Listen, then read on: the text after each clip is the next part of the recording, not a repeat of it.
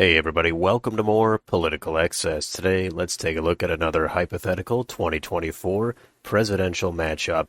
This time we've got Gavin Newsom for the Democrats going up against Nikki Haley for the Republicans. This is a tough one to do. They both have their strengths and weaknesses. I think it would mostly come down to the suburbs. Of course, Newsom would do well in the urban areas, weak in the rural areas. He would try to act like he has a real working class appeal, but I think most of them would see through that and view him as an ultra elite. Nikki Haley, I think, would also do similar in the suburbs. Weak, of course, in the urban areas. She wouldn't do horrible in the rural areas. They're just not going to come out at the same rate they would for someone like Donald Trump, who would really fire up those blue-collar, working-class, populist type of areas. So safe states are over a 10-point margin, likely 5 to 10, lean under 5 points, and tilt 1 point or less. So let's get right into it and start in Alaska. That is safe for Nikki Haley. She'd be able to keep that over 10 points, probably low double digits. Hawaii, very safe for Gavin Newsom. West Coast, Washington, Oregon, California, obviously very safe for Gavin Newsom. I don't think Nikki Haley would be able to put much of a dent in the margins in Washington and Oregon to get them under 10. They would be under 20 points, if that's any consolation for Nikki Haley. Let's move on to Nevada. That I have as a lean for Gavin Newsom. Low single digits. It's toward the West Coast. Of course, it neighbors California, his home state. I don't know if Nikki Haley would have a ton of appeal in Las Vegas, Clark County. She's from South Carolina, and I see that not really helping her too much in a state like Nevada. So I say Newsom wins Nevada. Idaho, Utah, safe for Nikki Haley. Arizona, lean for Nikki Haley. That's a state where she could do a few points better than Donald Trump. Although those Trump counties would not turn out at those high rates for Nikki Haley, she does have a more moderate appeal in the suburbs. I think they would translate into anywhere from a 1 to 3 point margin of victory for her. Montana, Wyoming, safe for Haley. Colorado, likely for Newsom. Nikki Haley's not a horrible fit for Colorado. A lot of that vote in the Denver suburbs would not be repulsed by her, so that would give her a boost. That's offset by the red counties coming out at a reduced rate. Colorado, it's a blue state now. It's hard to imagine that getting under 5. It's also hard to imagine it going over 10 with Nikki Haley. New Mexico, that is a lean for Newsom. Of course, in the big cities, the urban centers in New Mexico, they're going to vote for Newsom. The rest of the state, I don't think either of these candidates has a ton of appeal. As I was saying, those working class areas, I don't think have too much affinity for either of these candidates. But in the end, there's more Democrats in New Mexico, and that will give Newsom the edge by a few points. North Dakota, South Dakota, safe for Haley. Nebraska, at large, safe for Haley. And in that second district with Omaha, I have that as a tilt for Nikki Haley. Since redistricting, it did get a few more points redder. I think Nikki Haley would have an acceptable appeal around Omaha, enough to be able to win that by about a half a point or so. Kansas, Oklahoma, safe for Haley. Texas, likely for Nikki Haley. We start to get into some of these southern states. Nikki Haley should be able to use that to her strength to a small extent. Newsom's going to drive up big margins in Austin and some of the other major cities. Haley is going to stem some of that trend toward the Democrats in the counties surrounding those major cities. And in the end, I think she would win it by anywhere between 5 and 10 points. We'll just say 7.5, right in the middle. Up to Minnesota.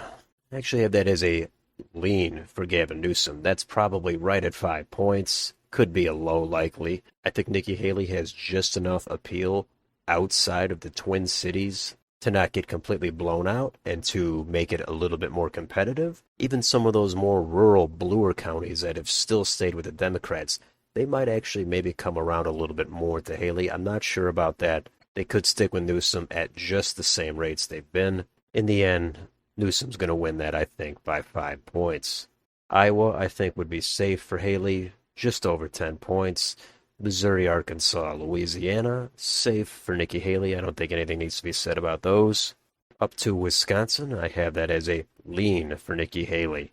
Probably only by 1.5 maybe 2 points. I see her as having just enough appeal in some of these counties that thought Trump was a little too repulsive. My best guess is she wins that narrowly. Illinois, safe for Gavin Newsom. Let's do Michigan. I have that as a lean for Gavin Newsom.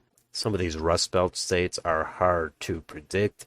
I think Newsom would win that narrowly. Sort of the inverse of Wisconsin. He would win that by maybe a point to 2 points.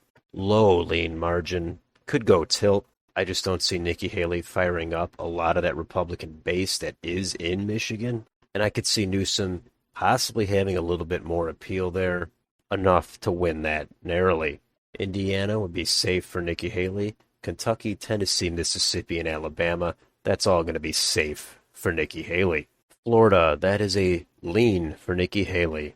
She's not a horrible fit for Florida. Going to do weak in the aforementioned areas. She's going to do a little bit better in some of the other areas. I think adding all that up, it would translate into her winning Florida maybe by about 2 points. Let's go up to Georgia right here. That I have as a lean for Nikki Haley. This is where Nikki Haley, being from the South, does play to her advantage. Probably gives her an extra point or two. Since Georgia is from her neighboring state, I think she would do a little bit better in Cobb and Gwinnett counties. Kind of a similar theme as some of the other suburbs. That would be enough for Nikki Haley to win Georgia by anywhere from 1 to 3 points. South Carolina, of course, that is very safe for Nikki Haley. North Carolina, that is a lean for Nikki Haley. I think it's safe to assume she would win this state. The margin would probably be in the mid-single digits. I kept it at lean. It could be anywhere from 4 to 6 points. But again, her being from the South, she even has the accent, and I think that would boost her over the edge in North Carolina. Let's take a look at Ohio. That is a likely for Nikki Haley. Republicans at this point could run almost anybody and win Ohio. Haley would win that by over 5 points, probably not 10 points. She's not the best fit for that state. I don't think Newsom is either, but they would default to voting for Haley. West Virginia, that of course would be safe for Nikki Haley. Let's go up to Maine. At large, likely for Gavin Newsom. First district, safe for Newsom. And that second district, that would be lean for Newsom. Here's where Nikki Haley and any working class appeal she has just does not resonate in that second district like Trump did. She'd make it close, low single digits, but she'd still lose by a couple of points. She would probably do much better in the state overall than Trump did, but she still loses Maine. New Hampshire, this is a tough call.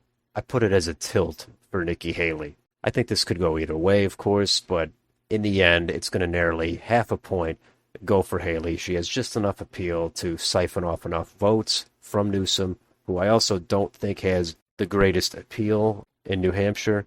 So New Hampshire goes to Haley. Vermont, New York, Massachusetts, Connecticut, Rhode Island, and New Jersey, those are all going to be over 10 points and safe for Gavin Newsom. Pennsylvania, another tough one. Tilt for Gavin Newsom. Similar to Michigan, but probably even more borderline. I could see Newsom having enough appeal in those suburbs where he would be competing for Nikki Haley, and I think she would end up losing out when you combine that with her deficit in those red, more Trump counties. Delaware, Maryland, and Washington, D.C. is safe for Newsom. And finally, the last state is Virginia. That is likely for Gavin Newsom. That could be even maybe mid-single digits. I'm thinking about 5, 6, maybe 7 points. Nikki Haley would not get completely wiped out there, but it is Virginia. Newsom, he doesn't have to do much to win Virginia.